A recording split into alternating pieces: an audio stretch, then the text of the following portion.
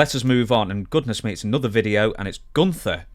And he has something to say about the Ultimate Warrior. So 1 minute.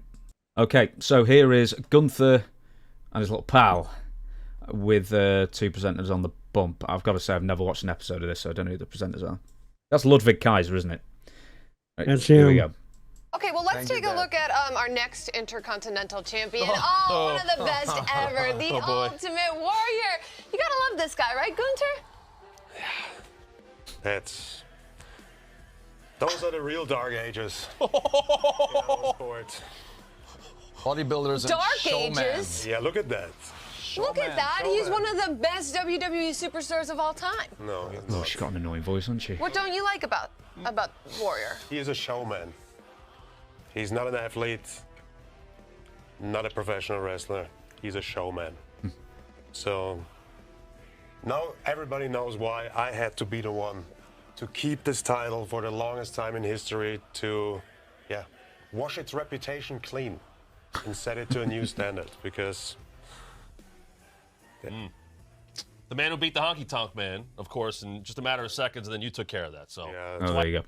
Right, so Gunther is not a fan of the Ultimate Warrior as a Intercontinental First of all, that champion. woman's voice would cut glass. I would have to say, please, let the guy ask the questions. But anyway, hey, is that being what they call sexist? Yeah, probably. But who cares? Misogynist? Yeah, why not? I think. It's Hey, I kind of agree with Gunther, because Ultimate Warrior matches, and hey, I met the guy when he first started, but he never got much better. Really. I have a picture of me with Sting and the Ultimate Warrior back before they were Sting and the Ultimate Warrior. You're doing that. You're doing the thumbs. I've seen the photo. You're doing the thumbs backward thing on him. Oh yeah, I'm doing like this. Like, what that meant was, please take them out of the picture, and I just have a picture of me. But he didn't like wrestling. He was the most he's miserable. He was just miserable the whole time. He looked miserable. You say, how you doing? He's always grumbling. So you imagine the guy, if he was like 60 or 70 years old, he would be that old grouch that lives down the street who's never happy with anything. But the thing about Ultimate Warrior is his whole deal was his entrance, shaking the ropes, getting there, shaking his head, and, making the comeback, and people, but they were trained. They trained, people want to know how they train monkeys. Well, go watch a Ultimate Warrior match and watch the people. They were trained like that, and they react exactly how they're trained. No, and I have to agree with Gunther. He's not a wrestler. He is a showman. He's a performer, but a short time showman. None of his matches went more than 10 to 12 minutes, and that's a stretch, because at that time he would be blown up, breathing heavy, because his cardio wasn't good. How old was he when he died? Ooh, somewhere in his 50s. Just because we'll always get someone saying, well, actually, at WrestleMania 70, he did a few matches over 12 minutes. We know that, but for the most part, they were under 10-minute affairs. Yeah, he was in and he was out, which worked for him because if you saw him work more, he'd expose himself. Vince knew that. So when he got exposed, that was it's all over. He was 54, by the way, when he died. I was at WrestleMania 29. I think that's when it was. And I'm sitting in the audience when he came out and he accepted the award or whatever they gave him. Like, you can tell how much attention I was paying to the proceedings. And he actually mentioned me in his speech. I think because he looked at me out there and I'm going like this. Maybe I prompted him to say something about me, you moron. But he did mention me because I think he liked me, but he never told me that. So I don't know. And then 2 days later, I think he was on Raw, wasn't he? And then he fell over? Yeah, no. One day he didn't fall over at Raw. By the way, it was WrestleMania 30 in New Orleans, not 29. But, okay. People. Well, you saying I'm getting my dates mixed up? I know. People, are you calling me equal to The Rock? Hey, I can't remember shit. Really, listen, I'd like can't to see remember you in nothing. Pride. Yeah. Hey, I need to tell that story. I'm taking it now. I'm stealing that story. And I'm telling that thing. Yeah. Pride came after me and wanted me to get in there. Yeah, shit. You couldn't melt and pour me in a UFC or a Pride ring. Hell no. I'd be dripping off everywhere, but I'd be hanging on. You couldn't drop me in that ring. With Gunther's criticism, he says he's a showman, he's not a wrestler. I mean, you said the same thing, but the fact, maybe not as WWF champion, but as Intercontinental champion, he was certainly a great semi-main event attraction to sort of bolster Hulk Hogan. So, people weren't turning their backs on Warrior when he was the IC champion, definitely. He was one of the more successful ones as far as business is concerned. Oh, he was over. I'm not saying that he was not over. There's two things you can judge a talent on. As a fan, do you like the guy? Do you accept him? And if you accept him, you buy a ticket and you cheer for him, and that's how the WWE judges or WWF judges anybody to be successful if they produce. So if they produce ticket sales and merchandise sales, they're a success. So you're going to push this guy, which brings me to another point.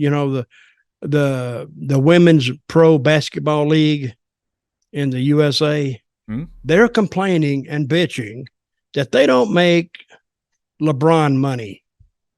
They don't make the money that the guys make. Well, there's a reason for that, because the NBA is not supported by anybody else but themselves. But the WNBA is supported by the NBA because they don't draw. You may have a few teams doing okay, but as a league, no, they don't really draw. I've got a stat for you. I think I'm roughly right here. Is that this was an argument in maybe Australia recently with women's football, and say we do the same job as the men. We should get paid equally. And someone pointed out that women's football, as popular as it is comparatively to any other time in the history of women's football, draws about 6% of the men's game as far as revenue. Yeah. So how about you get paid proportionally to what you're drawing?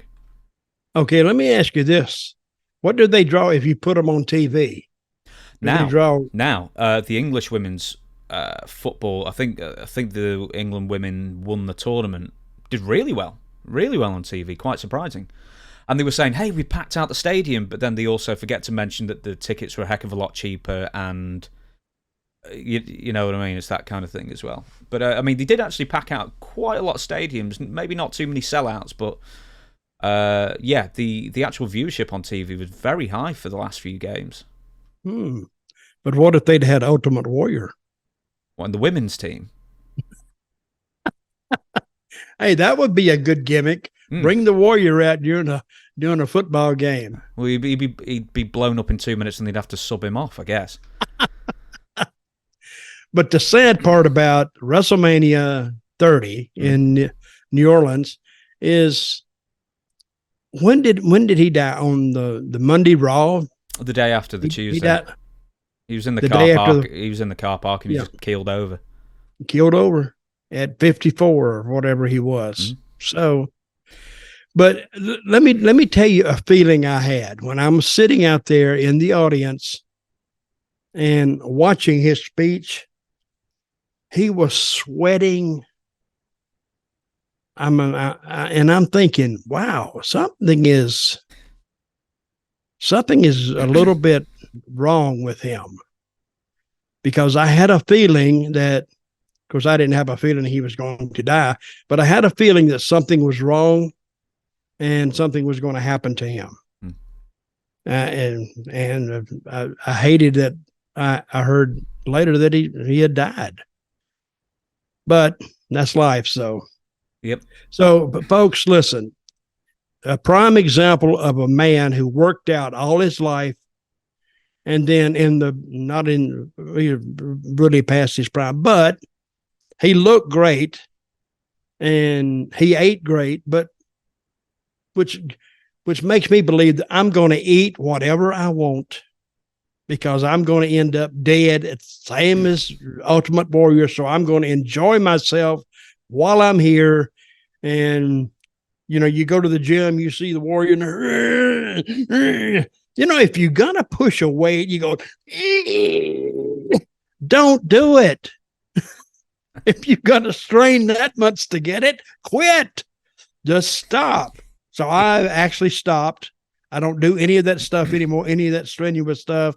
So, and I'm still alive. So let me ask you this. I want to pick up on something that you've said and I've heard many other times before, is that the Ultimate Warrior didn't care. But the fact is that with Ultimate Warrior, it seemed like, especially at least when it came to him and his intellectual property and the way he was booked and the way he wanted to be seen and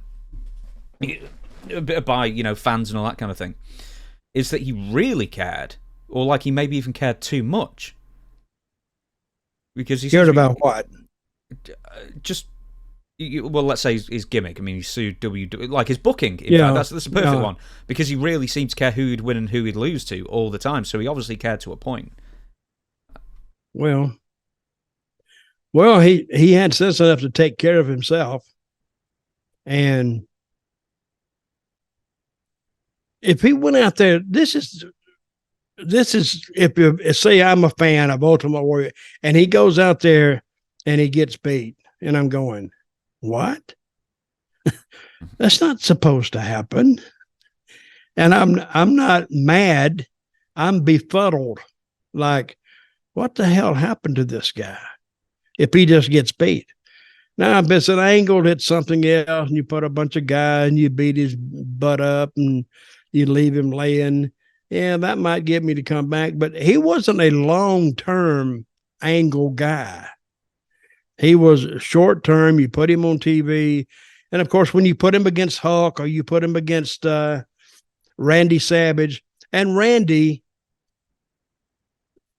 carried him a hell of a lot more than Hulk did, because Hulk, for business, he carried him the best he could, but Hulk Hogan was never the worker that the Macho Man was. No. Never.